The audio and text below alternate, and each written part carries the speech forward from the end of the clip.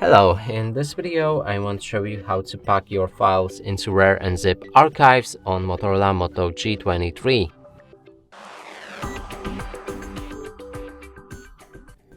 And to do this you'll need to get the RAR app I shown you previously on how to download it. Now let's locate the files that we want to pack. Click on the files, so you can select multiple objects, but in this case I have only one image. Then click on the plus button to enter archiving options. Here you can customize how the archive will act. I'm gonna leave it as a default because that's fine. So create it that way, then click on OK, and here's the RAR file that we just made. And that's it for this video. Hope you like it. Please consider subscribing to our channel, leave a like and a comment below.